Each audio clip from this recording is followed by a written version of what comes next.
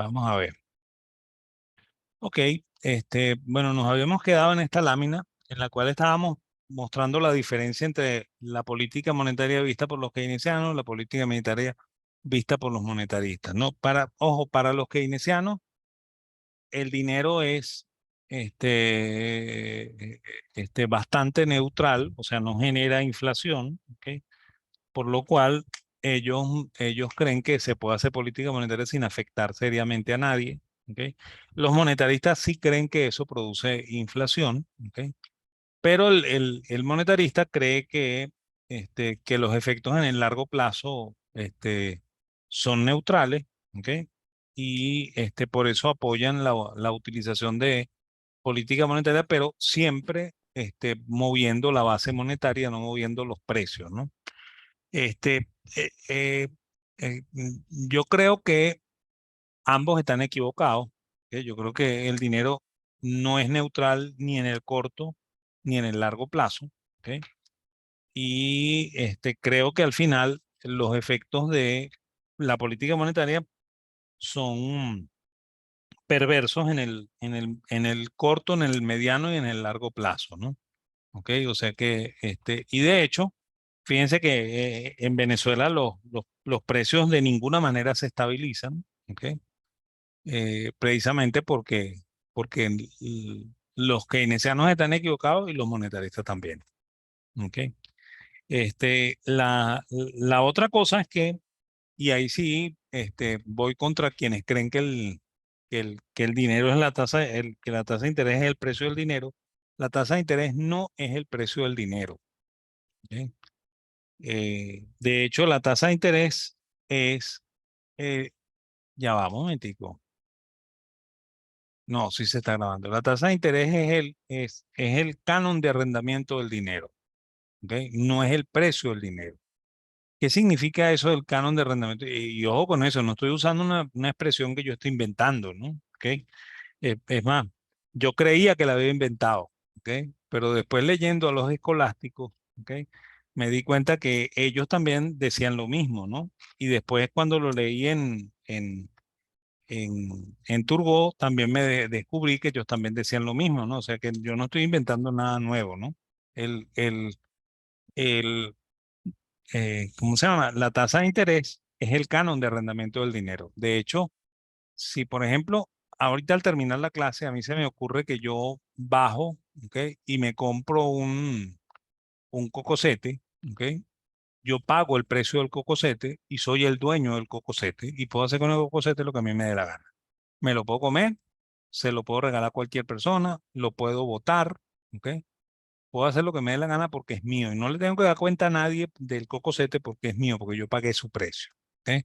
Si ustedes piden dinero prestado en el banco, ustedes tienen que devolver el dinero y la tasa de interés. Cuando el banco les acepta a ustedes el depósito, el banco está obligado a devolver el depósito y la tasa de interés. Entonces, el, el- la tasa de interés en realidad es un, como, como el precio de un alquiler, en el cual ustedes alquilan su dinero cuando lo depositan y el banco lo realquila cuando lo presta. ¿Ok? Por lo cual la tasa de interés no es el precio del dinero. Y de hecho, como dijo Cantillón muy bien por allá en el siglo XVIII, a veces la economía está líquida y la tasa de interés es alta. Y a veces la economía está seca y la tasa de interés es baja. ¿Por qué? Porque de verdad la tasa de interés es el precio de ese canon que se arbitra entre los que piden crédito y los que dan crédito, no entre todas las personas que usamos el dinero. Entonces eso no es el precio del dinero. Entonces ahí están equivocados tanto los keynesianos como los monetaristas. ¿Ok? Ahí sí lo siento. ¿Ok? Entonces, bueno, ¿cuáles son los criterios de clasificación del dinero? Fíjense, en esto también hay diferencia con respecto a lo que en un momento Fisher pensó, ¿no? Cuando Fisher dice M por B, Fisher está pensando en dos M's, ¿ok? En el M1, que para él era el dinero en efectivo, y el M2 que era el dinero bancario, ¿no? ¿Ok? O sea, no es el M1 nuestro ni el M2 nuestro, ¿ok? Si ustedes llegan a ver a Fisher, no se confundan, Fisher no habla de M1 como circulante ni de M2 como liquidez. Para Fisher M1 son las monedas y billetes, ¿ok? Y para Fisher M2 es el dinero crédito, ¿no? El dinero bancario, ¿ok? Por lo cual sería solamente el cuasi dinero, ¿no? ¿Ok? Entonces, no es lo mismo, pues, ¿ok? Ok, ¿cómo se clasifican, no? Yo llamo M0 a la base, y la base es monedas y billetes más los depósitos del sistema financiero en el Banco Central. Eso es la base. ¿Ok? M1, el circulante, este es el verdadero dinero, ¿ok? Que son monedas y billetes más los depósitos a la vista. ¿Ok? ¿Por qué digo verdadero dinero? Si yo voy al supermercado, la señorita del supermercado me dice a mí, ¿cómo va a pagar? Y yo le digo, bueno, en efectivo. Y entonces pago con monedas y billetes. ¿Ok? Si yo le digo que pago con la tarjeta de débito, la tarjeta de débito puede ser girada contra la cuenta corriente o contra la cuenta de ahorro con tarjeta de débito, ¿verdad? Entonces, esto es el verdadero dinero. ¿Ok? Si yo tengo una cuenta de ahorro que no esté ¿cómo se llama? No es, que no se pueda usar con la tarjeta de débito. ¿Ok? Entonces yo tengo una cuenta de ahorros sin tarjeta de débito. ¿Ok? Y si yo tengo mi dinero depositado en el banco a plazo, yo tengo un depósito a plazo, ¿no? Esas dos cosas son cuasi dinero, ¿ok? Que hacen que el M2 no sea dinero líquido, ¿ok? A pesar de que yo lo llamo liquidez monetaria. ¿Ok? Si yo tengo una cuenta de ahorro sin tarjeta de débito o si yo tengo una cuenta de depósitos a plazo, ¿ok? Yo tendría que ir al banco y hacer una operación de taquilla para convertir ese M2 en M1 y para que sea efectivamente medio de pago. ¿Ok? O sea, M2 no son los medios de pago directos, ¿ok? Sino que incluye estos medios de pago indirectos. ¿Ok? Después hay otro criterio más, que es M3. ¿Ok? Y M3 incluye los cuasi dineros de largo plazo. Hay una cosa, cuando hay que hacer una operación financiera para convertir esto en M1, entonces eso se llama cuasi dinero.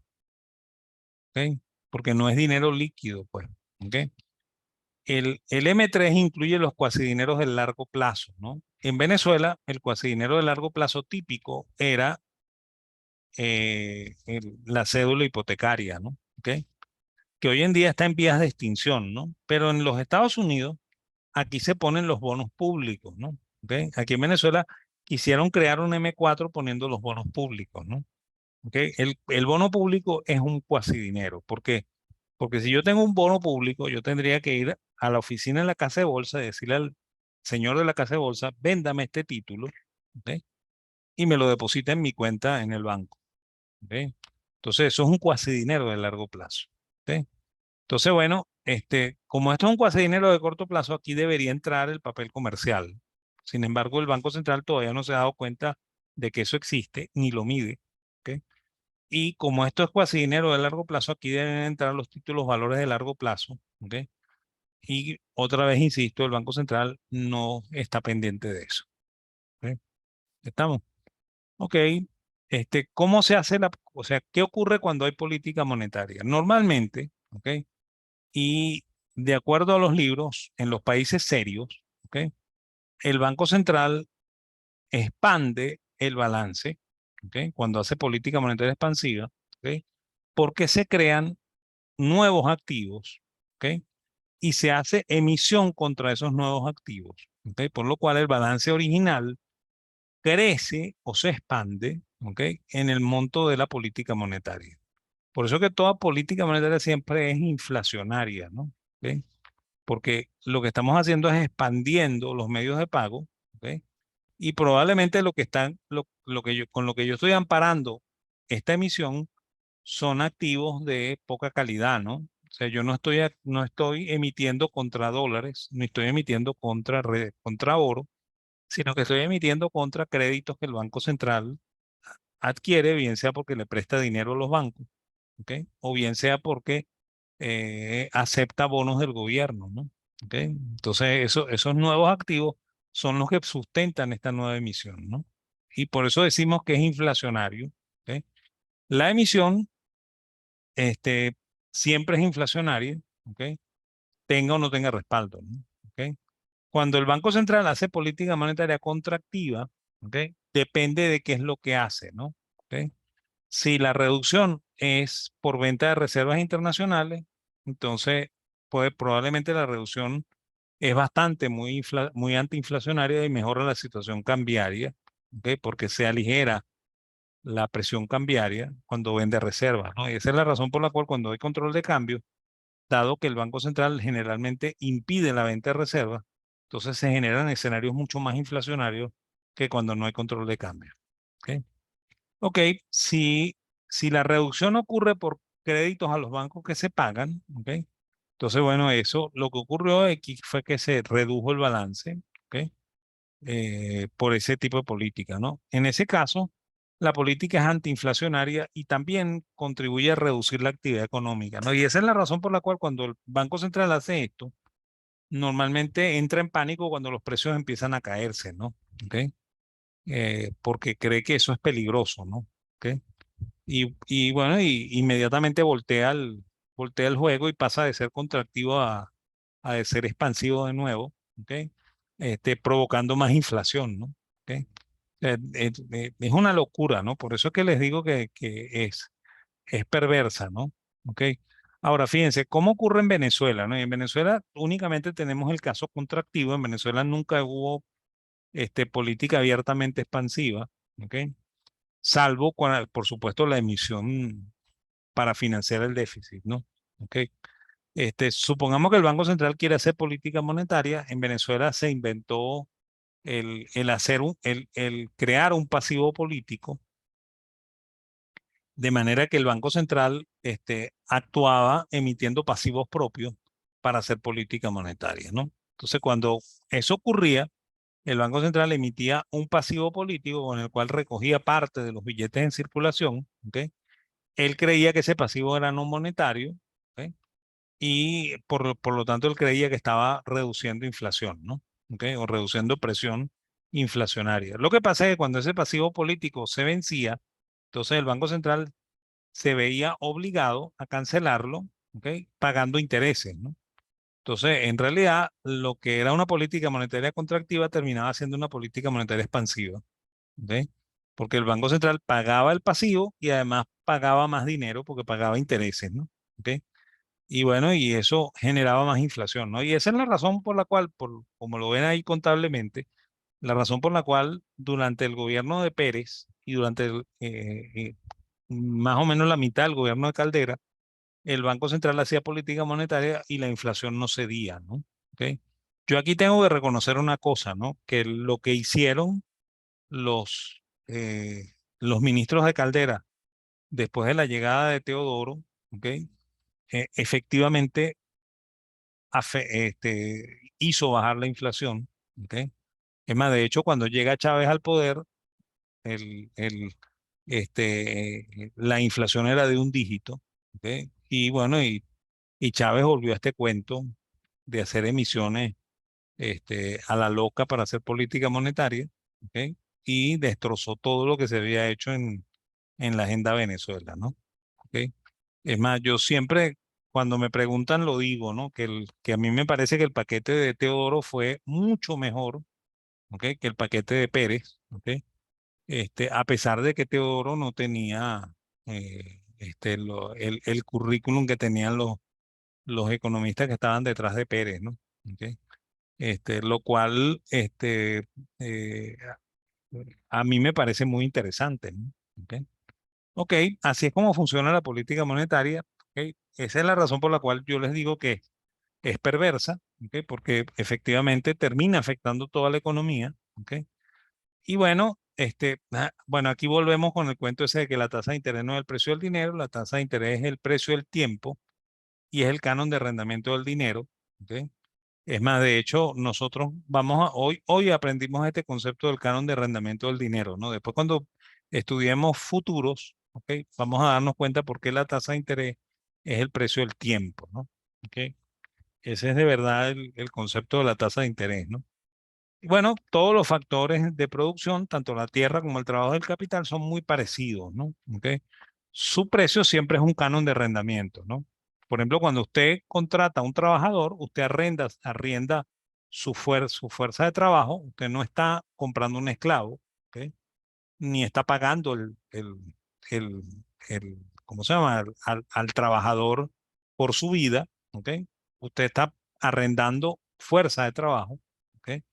Y le paga el canon de arrendamiento y procura que el, el ¿cómo se llama?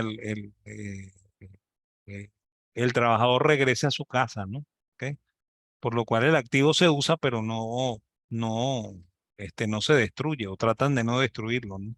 Cuando usted pide un préstamo, también arrienda financiamiento. Ahí le falta una I a la arrienda, ¿no? O sea, usted arrienda financiamiento, ¿no? ¿Ok? Por eso que paga la tasa de interés. Cuando usted alquila un local, usted arrienda la tierra, por eso paga el canon de arrendamiento del local, ¿ok? Y las únicas excepciones a esto en los conceptos de factores de capital es cuando usted compra materia prima o cuando vende acciones, ¿no? ¿Ok? Visto desde el lado de la empresa, ¿no? Pero quien vende materia prima o quien la compra, ¿ok? Quien compra la acción siente que eso es un arrendamiento, ¿no? Porque cuando ustedes compran una acción, ustedes están prestándole dinero a la empresa, ¿ok? Por lo cual ustedes están comprando, o sea, están haciendo un contrato de arrendamiento, pero el canon es muy flexible, ¿no? ¿Ok? Es un canon que no está precisamente claro, ¿no? Y de la misma manera, cuando ustedes venden materia prima, si ustedes son los dueños de la mina, ¿ok? Este, o del producto, ustedes lo ven como si fuera un canon de arrendamiento, ¿ok? Por eso es que parece más a un canon de arrendamiento que un precio, toda la remuneración a los factores de producción, ¿ok? ¿Cuál es el efecto de la política monetaria? Cuando es expansiva, siempre es inflacionario. ¿Ok? Inflacionario no significa que los precios suban. ¿Ok? Inflacionario es que se infla la cantidad de dinero. Y el solo hecho de que el Banco Central infle la cantidad de dinero distorsiona toda la estructura de precios. Por ejemplo, cuando Estados Unidos entre el año 2008 y el año 2021 no experimentó inflación a pesar de que su Banco Central emitía cerca de 14% interanual más de dinero, ¿ok? Lo que sí ocurrió fue una distorsión total de la estructura de precios, ¿ok? Que después explotó en lo que hoy en día es la inflación de ellos, ¿ok? Eso, por supuesto, provoca reacomodos en toda la estructura de producción, altera las tasas de interés monetario y provoca malas decisiones de inversión, ¿ok? Que ese es el, ese es el tema de lo que es para usted un país serio. Ya vamos a hablar de eso. Ese es el tema de lo que vamos a ver en la clase de mañana, que es la clase del ciclo, ¿no? Pero para cerrar la clase de hoy, vamos a mostrarles este gráfico, ¿no? ¿Ok? Miren, este gráfico es Venezuela entre 1962 y 1984. ¿Ok? Fíjense, esta es la tasa de ahorro, ¿ok? O sea, este es el monto de ahorro, ¿no? La cantidad de ahorro de la economía, ¿ok? En términos reales, ¿ok? Y esta es la tasa de interés en términos reales, ¿ok? Fíjense cuando la tasa de interés era positiva en términos reales, este es el cero, ¿ok? Había poco ahorro, ¿ok? Cuando pasó a ser negativa, el ahorro creció, ¿ok? Y cuando se hizo más negativa, el ahorro llegó al pico, ¿ok? Después, cuando la tasa volvió a tratar de ser positiva, el ahorro se cayó, ¿ok? Y volvió a ser mínimo cuando la tasa ya era positiva, ¿ok? Y cuando volvió a ser negativa, volvió a crecer, ¿ok? Eso que ustedes están viendo ahí contradice todo lo que les enseñaron en la parte monetaria, si es que les enseñaron algo en la parte monetaria, ¿ok? Y eso pasó en la realidad, ¿ok? Y ojo, el profesor que está aquí no cree que los seres humanos sean irracionales, ¿ok? Yo no creo que ningún ser humano sea irracional, ¿ok? Esto es producto de seres racionales.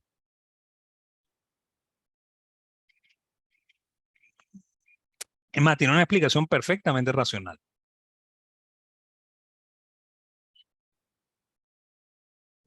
¿Ok? Y bueno, mientras lo piensan, yo le digo a América que un país serio puede ser, por ejemplo, Estados Unidos, puede ser Europa, ¿ok? Puede ser, ¿ok? Pero un país no serio es un país que utiliza pasivos del Banco Central para hacer política monetaria, ¿no? Por eso es que yo le digo país no serio, ¿no? ¿Ok? O sea, yo no creo en ese cuento de que si el Banco Central emite los pasivos, eso no es, eso es irrelevante, ¿no? Eso es profundamente relevante, ¿ok? Y más, de hecho, supónganse ustedes que para que vean que ese pasivo emitido por el central es monetario, ¿no? Fíjense, supónganse ustedes que yo tengo una deuda de tarjeta de crédito, ¿no? Y yo estoy en los 90, ¿no? Y a mí me vendieron un bono cero cupón que son esos pasivos no monetarios emitidos por el Banco Central. Entonces, yo llego al banco con el que yo tengo la deuda de tarjeta de crédito y le digo al banco que si ellos me aceptarían como pago por la tarjeta de crédito el bono que yo tengo del Banco Central, ¿no? Y le muestro el bono, ¿no? Entonces, el empleado de la agencia del banco nunca en su vida ha visto un bono del Banco Central. Es más, él probablemente cree que yo lo estoy tratando de estafar. Y él me pide que si yo se lo puedo prestar un momentico para mostrarse, para que él se lo muestre al jefe, ¿no? Entonces él va donde el jefe, que probablemente es el gerente o el subgerente de la agencia, y le dice que allá en atención al cliente está un señor que quiere pagar la tarjeta de crédito con eso. ¿Ok? Y bueno, y el gerente o subgerente de la oficina le dice que él nunca en la vida ha visto tampoco eso, ¿no? ¿Ok? Y él no sabe si también yo estoy tratando de estafar al banco, ¿no? Entonces, él recurre a que probablemente no sea una estafa, ¿no? Y llama a su jefe, que es el vicepresidente de zona, ¿ok? Que es el que se encarga de todas esas oficinas, ¿no? Y bueno, y el vicepresidente de zona tampoco ha visto nunca un bono del Banco Central y no sabe que eso existe, ¿no? ¿Ok? Pero bueno, él vuelve a confiar, ¿ok? En que lo que yo estoy tratando de hacer no es una estafa y llama al jefe de él, que es el vicepresidente de operaciones del banco, ¿no? Y el vicepresidente de operaciones del banco tampoco ha visto nunca en su vida un bono cero cupón, no sabe lo que es eso, ¿ok? Pero él se acuerda que cuando él estaba en la reunión de vicepresidentes del último mes, el tesorero habría hablado de eso, ¿no? Entonces él dice, déjame preguntar al tesorero a ver. Y él llama al tesorero y el tesorero le dice, no, claro que sí, él puede pagar la tarjeta con eso. Es más, pero no se lo vayan a aceptar al 100%, ¿no? Porque eso vale 1 millón, ¿ok? 1 millón de bolívares, ¿no? En esa época, ¿no? Entonces él le dice al tipo, no, no, acéptaselo al 95, ¿no? ¿Ok? O sea, 950.000, ¿no?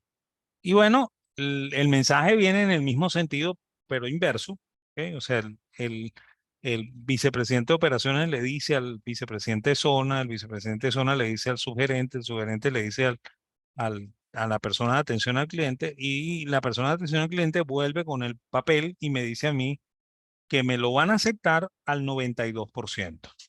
¿Ok? Y bueno, yo le digo, bueno, chévere, pues, yo les debo a ustedes 1 millón de bolívares y con eso pago 920.000, ¿no? Después veré cómo yo resuelvo conseguir los 80.000 que me faltan para terminar de pagar la deuda y resolví buena parte hoy, ¿no? Entonces, bueno, está bien, yo acepto los 92%. Pero fíjense, el tesorero dijo 95 y a mí me lo dieron en 92, ¿no? Porque ellos no saben lo que es un papel de estos, ¿no? Pero sí se saben ganar una comisión, ¿no? Y el negocio fue dejando comisión en cada una de las partes por donde pasó hasta que llegó donde mí, ¿ok? Por lo cual, el, el, el, el bono cero cupón era, al final, un billete de altísima denominación que ganaba intereses, ¿no? O sea que no era un pasivo no monetario, era un pasivo monetario. ¿ok? Y esa es la razón por la cual cuando tú haces política monetaria con eso, por lo que eres un país no serio, ¿ok? Lo único que haces es generar más inflación creyendo que la estás controlando, ¿no? ¿Ok? Ojo que quienes estaban haciendo eso eran los economistas más brillantes de Venezuela, ¿no? ¿Ok? Y todo el mundo los aplaude todavía y dicen, ay, eso era lo que teníamos que hacer, ¿ok? Todos decían lo mismo, ¿ok? Entonces, yo esas cosas no me las creo, pues. ¿Ok? Ok, bueno, yo los dejo con este gráfico, ¿ok? Para ver si de aquí a mañana a alguien se le ocurre explicar qué fue lo que pasó aquí, ¿ok? Entonces nos vemos mañana, ¿ok? Gracias por estar aquí y en un rato les pongo las grabaciones, ¿ok? Y yo creo que les voy a tener que mandar la presentación, pero no sí, le voy a mandar la presentación por el WhatsApp, ¿no? ¿Ok? Porque como yo no tengo todavía la lista de alumnos, no he podido montarla, o sea, inscribirlos a ustedes en UCB virtual para que puedan acceder a los materiales, ¿no? Entonces yo les mando esto para que lo tengan, pues. ¿Ok? Entonces, bueno, gracias por estar aquí. Nos vemos el día de mañana, ¿ok? Y que la pasen muy bien.